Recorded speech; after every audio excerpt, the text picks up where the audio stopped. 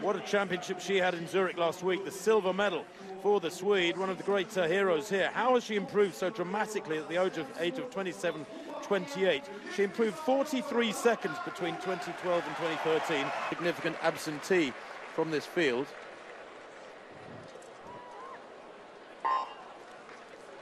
Well, away they go. Oh, no. Oh, no. It's not exactly a loud bang, is it? It's more like a, well, a rather half-hearted little bleep there that's miscued all these ladies. Lacaze there as well, totally misled by that noise. I have to say, Tim, that I'm not at all happy with the starter tonight. I think there have been so many incidents at the start, length of hold and then uncertainties at the start. It's really, we should have better at a championship of this kind. Well, they're back lined up again then for this women's steeplechase, the 6th Diamond League of the season for this discipline. The winners of all the previous 5 are here. Only 10 women in history have gone under 9 minutes 10 seconds, by the way, and the pace that's been requested is 9:08 tempo. Fente, the Ethiopian, will be the pacemaker, aiming for 3:02 for the first kilometre. Higginson there, nearest the camera. That's Ashley Higginson, 2nd in the US Championships. She's a good athlete, she's run 9:27 this year. Kudzelic of Belarus, 4th in the European Championships. Lacaze, the Australian, 5th in the Commonwealth Games, coached by Nick Bidot. Personal best for her came at the Glasgow Diamond League meeting. Really quick track, that one, for those Commonwealth Games. What a shame it's got to be deconstructed so they can carry on playing football there.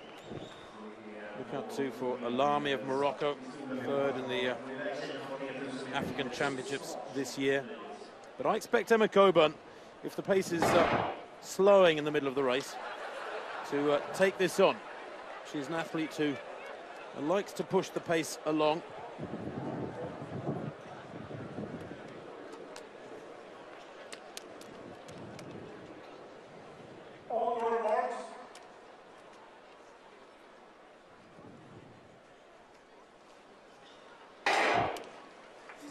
Away they go then for this ladies steeplechase.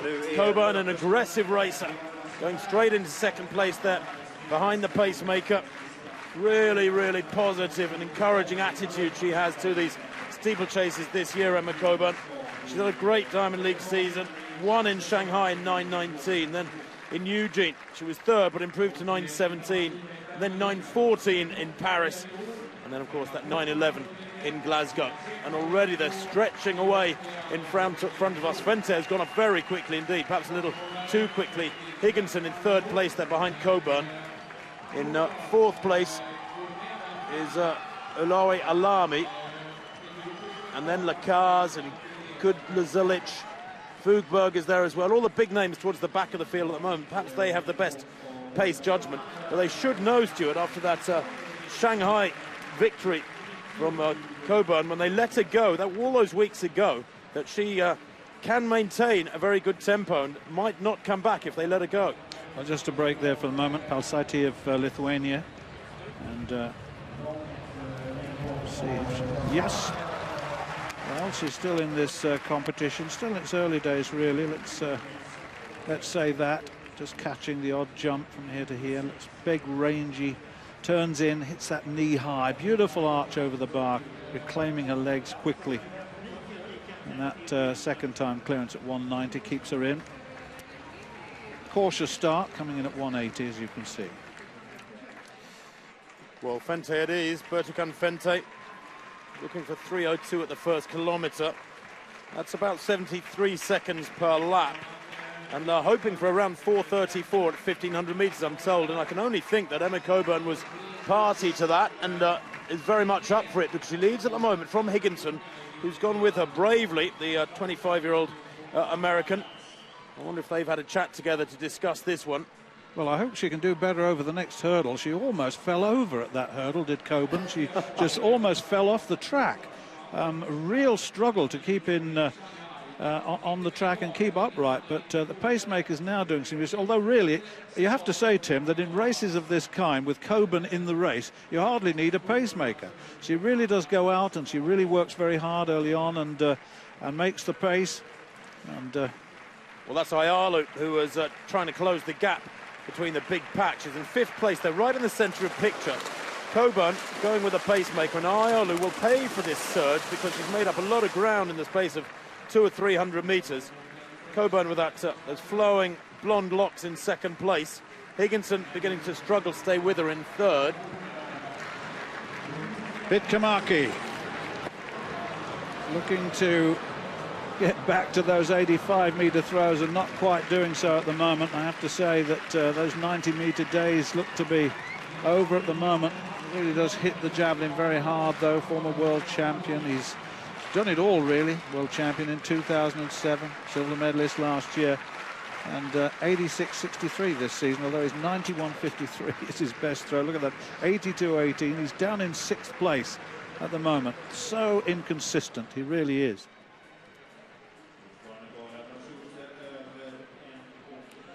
Alemu then just taking them along quite nicely, and Coburn just there. Asefa, of course, one of the prime movers in this steeplechase event, going very well indeed. Coburn, such a good athlete. She's not afraid of the Africans. She just goes and runs from the front. They no longer let her get away because they know that she is a class act, breaking the American record, as Tim said, 9:11.42, and that was when she came 2nd in Glasgow in the Diamond League. So, and that was better over the hurdle. She is quite a good technician, I must say. The pace is really strong. 3:04 for that 1st kilometre. They come through now with 4 laps to go. Well, the high jump is beginning to get going, as you can see. Simic there is one of those jumpers who is right up there in the 2-metre brigade, but gets 190 on the second attempt. But Simic, a real battle in the European Championship. She got the bronze in the end. Back to this steeplechase, where now Coburn out in front as she likes it. Ayolu in 2nd. The rest of them being reduced to single file. Indeed, stretched out. That foreshortening effect doesn't give you a good idea of this real picture. They're spread out over about 40 metres, that field. Now you see the gaps as they come through. Gribi is there as well, one of the fastest athletes in history. The Tunisian rather. She's 7th fastest athlete in history. As they negotiate that water jump, just looked a little tired there, did Ayolu. Well, Emma Glenn, 2nd attempt at 190 then. Let's see what she can do this time. Really needs this. And of course, when you're in Sweden, you've got to watch the Swedes. And Emma Glenn is one of their finest over the years, with that 2-metre jump back in 2010. Nowhere near that just recently. The European bronze medalist in 2012, incidentally, but really fell to 9th place this time at this height, at 190.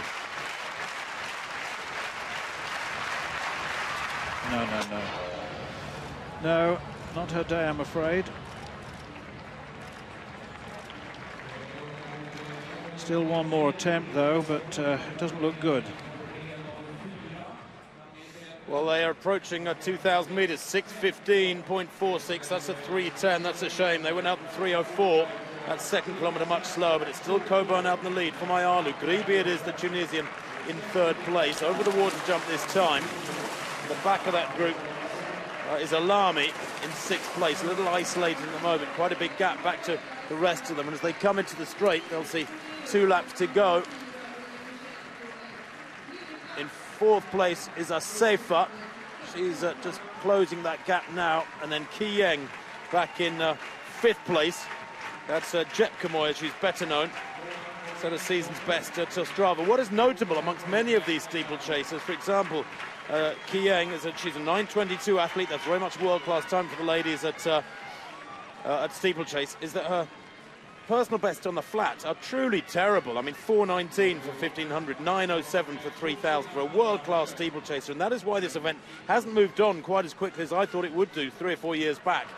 Unlike the men's version, where most of the top steeplechasers are really world-class on the flat, it's just not the case for the majority of female steeplechasers. In contrast, however, Coburn this year, with the wonderful season she's had, has run a personal best of 4:05 That was at Heusden back in mid-July, so she's worked really hard to get up to this level as Coburn, and for the first time now, since mid-race, she loses the lead. They go past her at that water jump. 500 metres to run. Coburn tucked in behind them. She's tough. She won't let them go easily, but it's Ayalu from Grebe. Grebe, remember, the Olympic silver medalist in London, World Championship silver medalist the year before that in Daegu. These three are away, and a safer back in 4th place. That'll be a scalp for Coburn if she can take it. She's struggling to go with them. They come to the bell. Ayalu now hits the front. Grebe, then Coburn. A safer in 4th. Back in 5th place, the tiny figure of the Kenyan, Ivan Kiyang Chepkemoi. But the gap's beginning to open up as they go into the back straight, and Coburn has had to let go. The big two are away. Good run this from Grebe. We've hardly seen her this year. She's raced very, very sparingly. Ran in the African Championships 1,500 metres, finished in 5th place, and then was only 5th in the steeplechase there in a slow 9:41. Those African Championships, by the way, in Marrakesh, notable by virtually non-existent crowds. It was very, very disappointing. But Grebe hits the front now. Coburn in 3rd, under pressure there to ride a picture from a safer. The big two come to the barrier for the last time, the water jump. And still, Grebe trying to hold her. Ayalu at bay, but the Ethiopian kicks into the lead and surely is away now. The 10th fastest athlete in history is Ayalu. Hiwot Ayalu, she's got the gap. Grebe will set him for 2nd. Coburn digging deep to hold on to 3rd there, left the picture. But watch the clock, this is a solid run from Ayalu. Crossing the line there, 9:17, but a 2nd ahead of Grebe. Coburn gets 3rd, again mixing it with the Africans. The safer 4th. Kiyang there, Kiyang of Kenya in 5th place. And then the rest of them coming through. Kudla Zulic in 6th. And Alami in 7th. Well, 9:17, anything under 9:20 is a time that has to be very, very much respected. It's a long way off 9 minutes indeed when you think that the world record is 8:58 by Galkina of Russia in Beijing to win that Olympic title 6 years ago. Well, you wouldn't think 9:17 is world class, but believe me, it is. That sort of time is not approached in this day and age, and I suspect never will be again. But Ayalu driving towards the line with those frail, thin shoulders of hers, and a little smile just creeping across her face as she knows that the win is hers, along with the prize money, along with the Diamond League points. Winning by just over a second for Habiba Grebe, with Coburn a good 3rd in 9:20.31.